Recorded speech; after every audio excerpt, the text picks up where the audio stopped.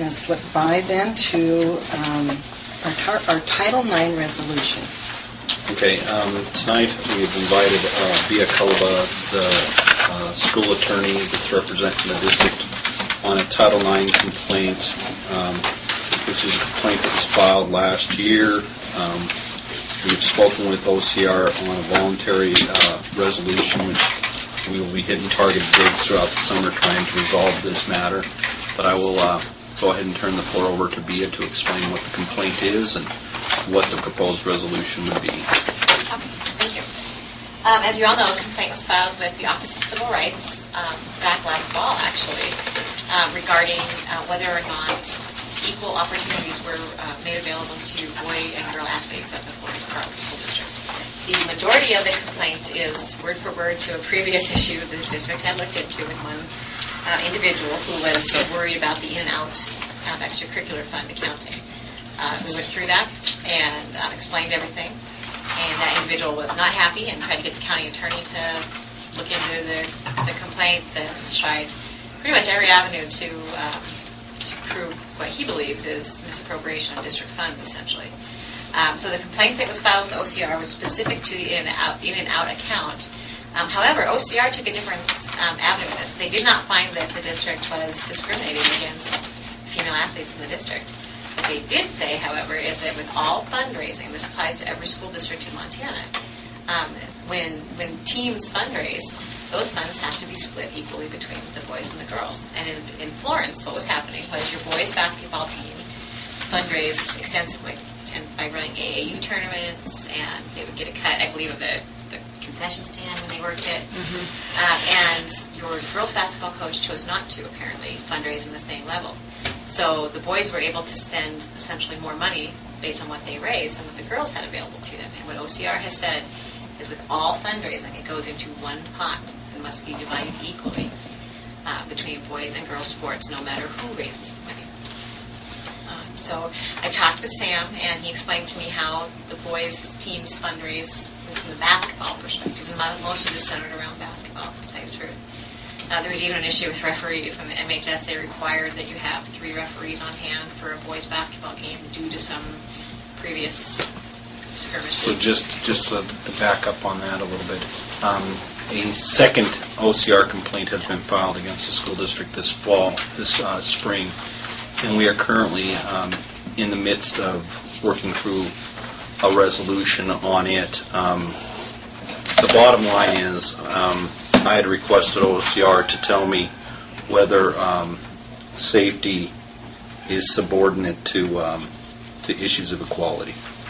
They would not come out and make that statement. They were not. And we had basically stated that we did not, as a school district, choose to discriminate against female athletes by having fewer referees at their game.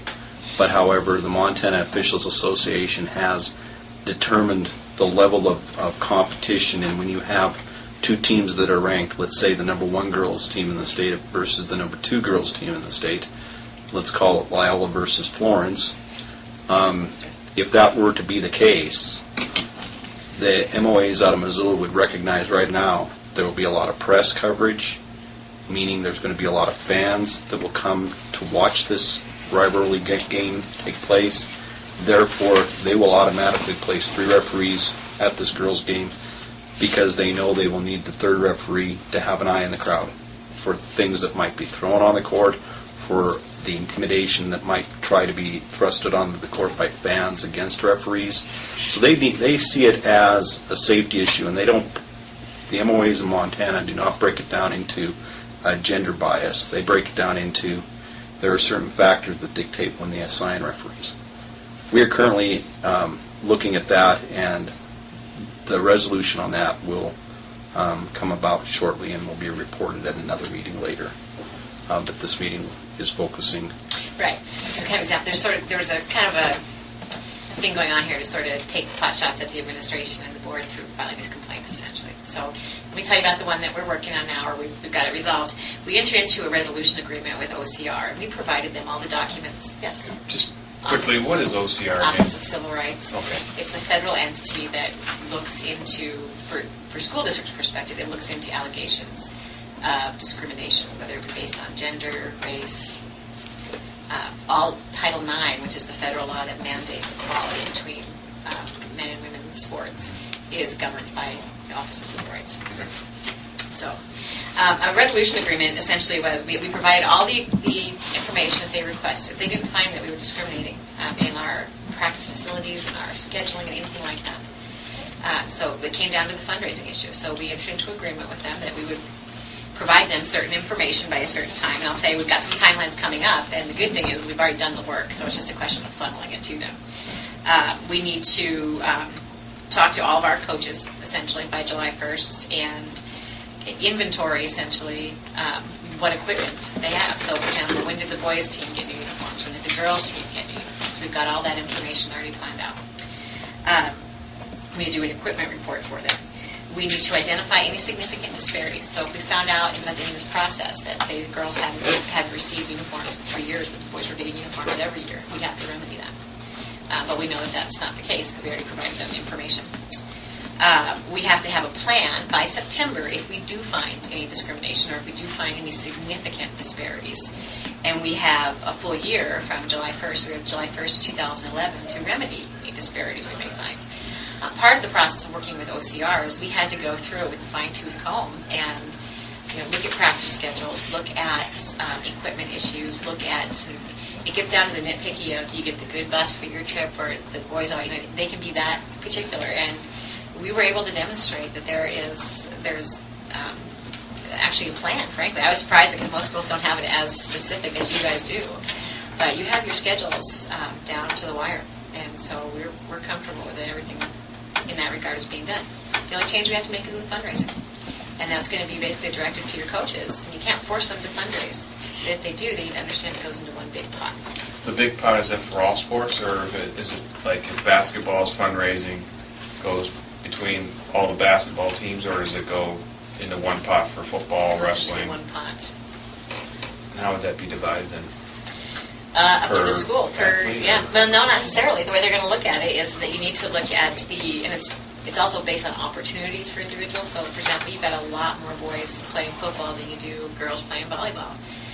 So the girls are going to, percentage-wise, probably get a little bit more of that because it's going to be based on on the sport as well as the number of opportunities that exist. So most school districts do not keep track of their funds this way. So this is you guys are getting hit first with OCR is looking at Montana in general for fundraising because this apparently has been an issue in other districts where you have one team, for example, that's gung-ho fundraising and raising a ton of cash, usually with pretty involved parents.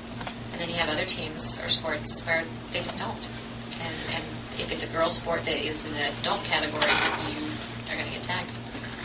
So essentially at this point what I've told the sports coaches is that any fundraising they do through this summer, go ahead and maintain it as their own, but we're going to have to create a plan, and that plan is going to have to be implemented within a year of July 1st. And what we're going to have to come up with is some kind of formula that OCR would sign off on and agree that would be an equitable distribution of these monies between the activities versus boys and girls.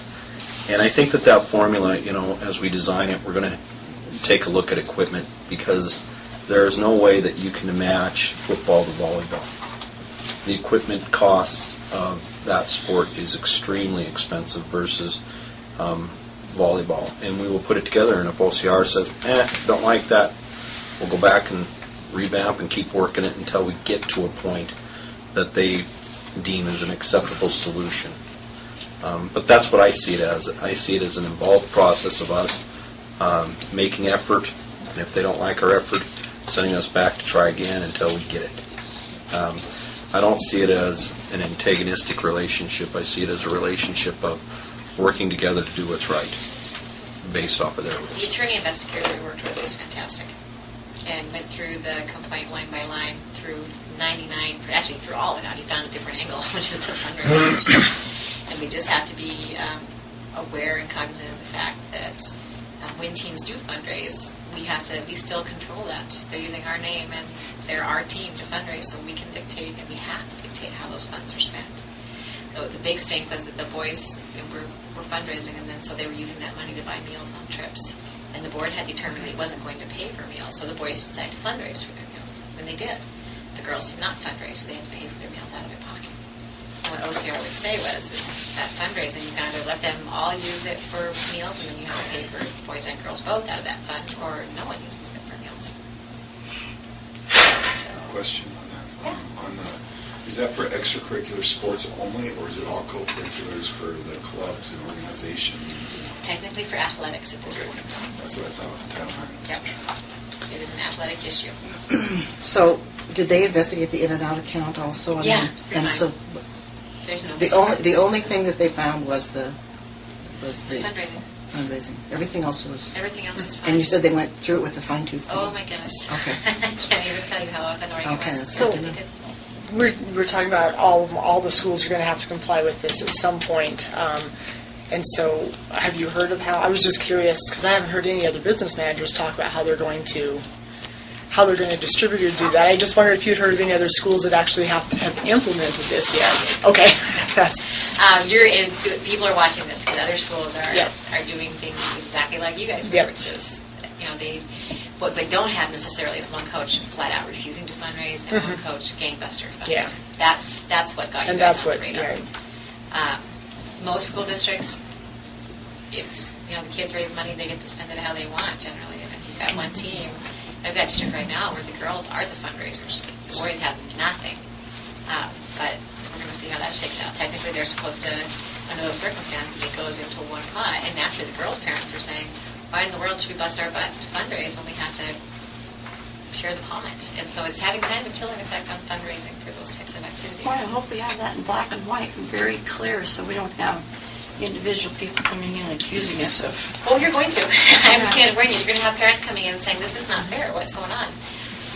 But I probably may have heard something. But this is being mandated on you by federal. There's nothing you guys can do. So the federal law is very specific and distinguishes between public funds going to athletes versus fundraising, which really isn't public funds coming from taxes. What they'll say is as long as that fund is controlled by the school, which your extracurricular funds are controlled by the school, that's the nexus they need to determine how that is spent. OCR has slipped into I'm just to curious private how they fundraising. define that as Yeah. a public fund then. Because you control it.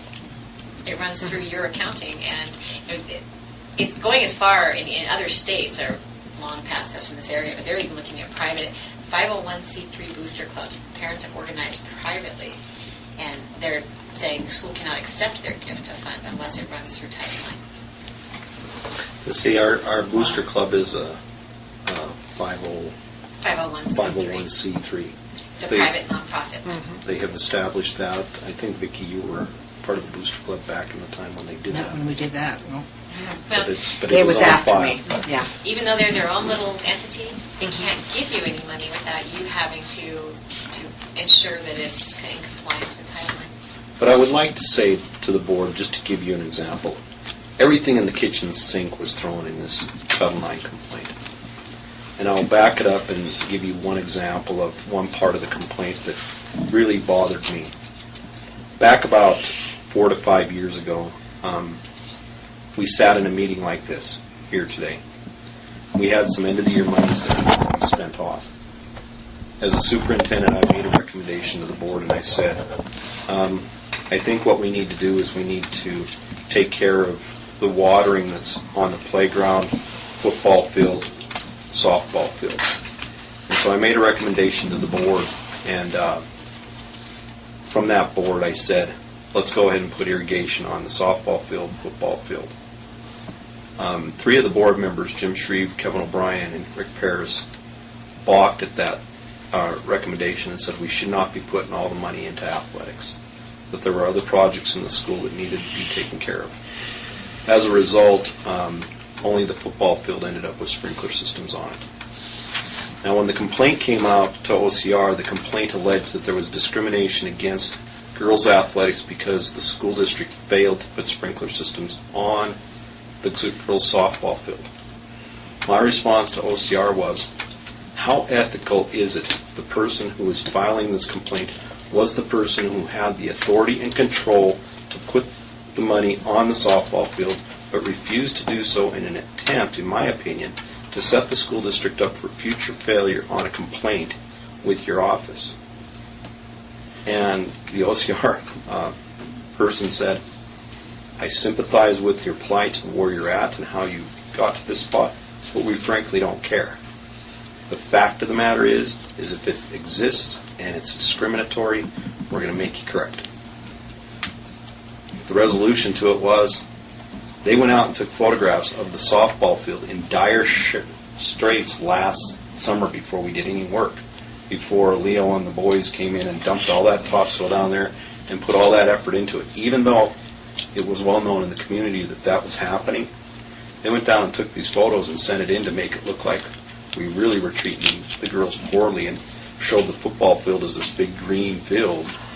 And quite honestly, the OCR investigators saw through that tactic and realized that just isn't right to do that kind of stuff, to set the school district up like that. And so that is an example, one minor example of the kinds of things that we were faced with in the complaints. And they turned around and they boiled it down to fundraising. And I'll be honest with you, I think that it speaks well for the school district to say we've gone through being scrutinized pretty heavily by a very firm, strong organization as the Office of Civil Rights, and to come out that this is where we're at, I think speaks very well for the school district. Levin, the investigator, was very complimentary of the records that we had to demonstrate the practice schedules and the work that went into setting this up so there would be equality. So he recognized that we were actually doing wonderful things. So, yeah, you're not one of the few school districts that can make it through something like that with nothing else being an issue. So you actually have a great program. Unfortunately, you had to go through this to find that out. But you should be proud of your staff, your administrators, the athletic folks. They work hard to make sure that they can demonstrate what they're doing is appropriate. And you said we have a second complaint that's been filed? Yes, we do. And the second complaint, and what the second complaint boils down to is it said we were discriminatory against female athletes because we had 3 referees at male athlete games versus female. And what it came down to is there was one game where when the girls played at Loyola, there was only 2 referees on the floor. There, when the girls played here against Loyola, there was only 2 referees on the floor. When our boys played at Loyola, there was 3 referees on the floor. When our boys played here, there was 3 referees on the floor. What it amounted to was we're not in control of that situation. The Montana Officials Association out of Missoula, they dictate the assignments and who they're going to send and when they're going to send them. And so it was completely dictated and controlled by them. And in speaking with Chris Anderson, who is the head official of that officiating group, it's a safety issue and a concern, and I agree with him. And when I talked with Levin Kurowski with OCR, he was trying to wrap his mind around this event that goes on between these 2 schools. And he recognized that out in Seattle, they have 2 very strong, high-powered programming boys. They will actually go rent an arena between the 2 schools to have their event, where when the 2 girls teams play from that, they don't. And so in speaking to him about that, I said, well, is that discriminatory? And he goes, no, we do not consider that discriminatory. We understand how it provides for taking care of crowd participation who want to attend the events. Does Loyola get the same complaint as we did then? No, they do not.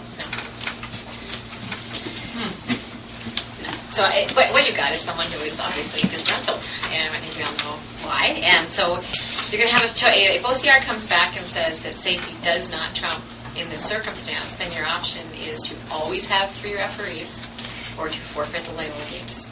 And I don't think anyone in town is going to be thrilled with you if you start forfeiting basketball games to Loyola. Or always have 2.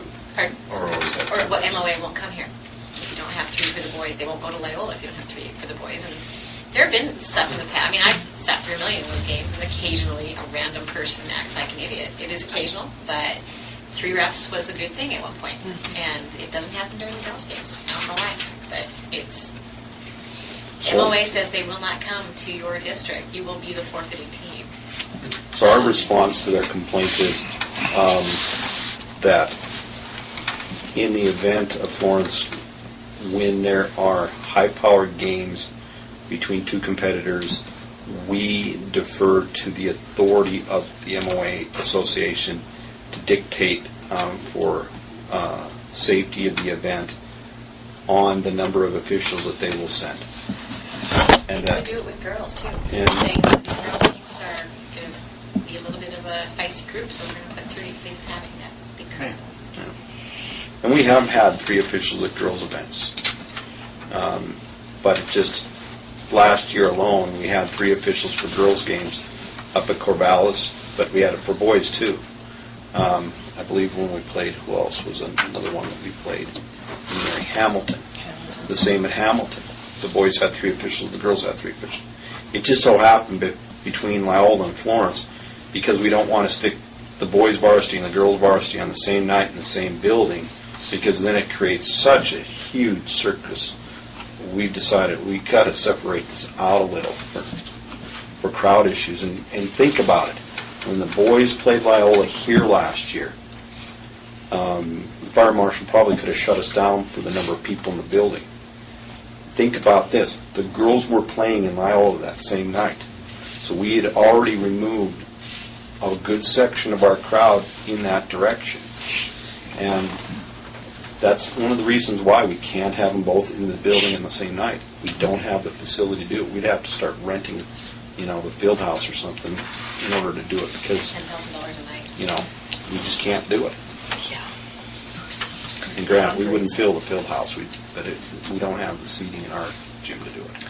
Well, we really appreciate the effort. I know, but on the other hand, it's insurance in the bank, as far as I'm concerned, Yeah, as far as the you- board and the district.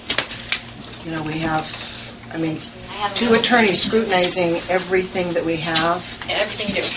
I The mean, good thing that's- is you came out of it with Thank you a so lot much. of compliments from OCR about in general how your program worked, and that's rare for a school to get that kind of pat. So It could be discriminatory against the boys, too, if you think about it. There's an extra pair of eyes there. well, they could call have them fouls. calls. Exactly. I'm a big fan of 2 refs for a variety of reasons. Girls, there's a presumption essentially if the boys get something that girls don't, that there's a presumption that that's a discrimination activity, even when they could very well not suit you. Spoken like a true big man parent. you go. Exactly. Is there no? All right, are there any other questions for board members? Yeah. Are there no frivolous complaint that they won't consider? The most frivolous? Well, I've had a couple of things kicked from OCR for just Oh, yeah. flat out Yeah. frivolous. I think the referee thing is about as close as you're going to get. I wouldn't be surprised if they come back and just say, we're not even going to bother with this. But OCR changes with different administrations. So when you have, depending on what the focus is, right now OCR is being pretty tight. So you're going to see investigations into things that sometimes might have been kicked. So, at some point, though, and we did it with the county attorney, when there was a big push to investigate everybody for misconduct. Our pushback was, you want to open up that door. We're looking at this point of harassment. There have been some pretty significant harassment issues to individuals that are taking place, and at some point, the school can step in and say, enough, we're done. You want to fight it out? We'll fight it out, but we're a little bit of a deeper pocket than the individuals fighting this. So. Hopefully we don't get there. Hopefully. Any other questions? All right, thank you so Okay. much, Yeah, Peter. thank you. All right, we're going to move on to non-resident student application.